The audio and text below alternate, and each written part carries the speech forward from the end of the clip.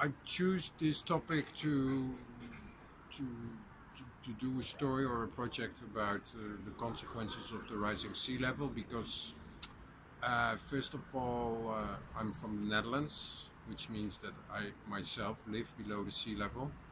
Um, I was a sailor before I was a photographer, so and you know if you're from the Netherlands, you grew up. I grew up with you know, with the coastal protection system. You get a lot of this in school. You actually you fear the sea. So living below the sea level, knowing climate change, knowing that the sea level is rising, um, realizing how little people in general know about this and how urgent this is, I felt that this was a very important project to start.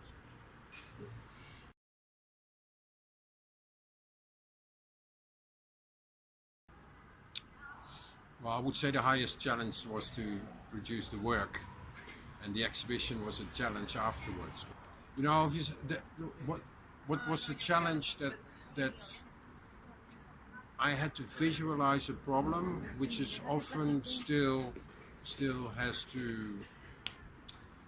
It's something which you can't often see yet. It's happening already, but it's difficult to visualize. So that was a big challenge in the first place. I also wanted to show the regions and the areas, countries where it's an urgency, where it's happening already. So the challenge was the research to really find those regions, to not make a mistake. You know, what I claim was really true and could be proven also scientifically. Um, and to be there at the right time, which meant that I had to really calculate when the high tide was and when you could really visually see what was happening to the land and the people.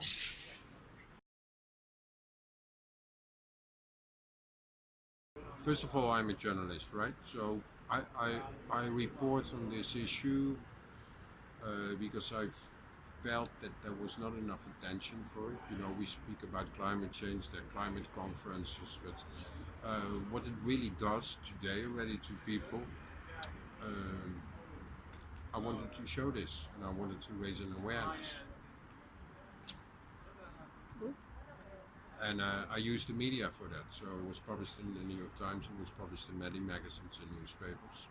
So by that you hope to have an impact and that people think about it.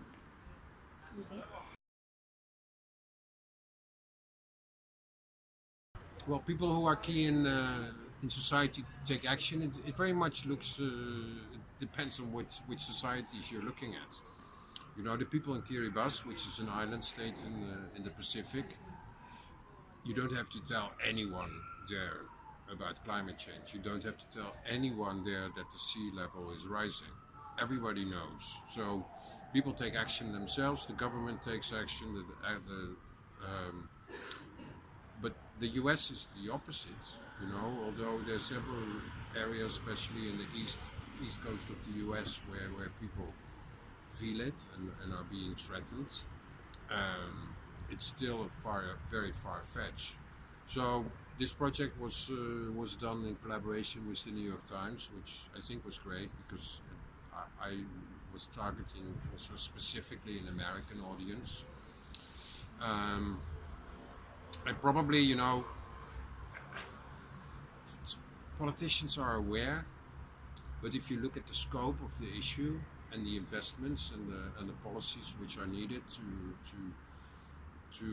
do something about it, I don't think there are many governments in the world who want to tackle this, and that's the main obstacle. So I think it needs to come from an awareness of the general public, which puts pressure on governments.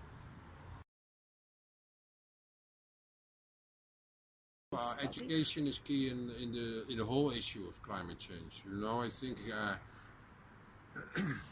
even my generation, you know, I mean, we are too much used to the world as it is and that everything is possible. And I think education is key. That we have to understand that that maybe we are reaching a limit. You know, we are reaching a limit of materialism, how many cars we can have. You know, we have to rethink about our heating, our water consumption, about everything. So this can only happen for future generations if it's if the kids are educated now about this issue. So it's key.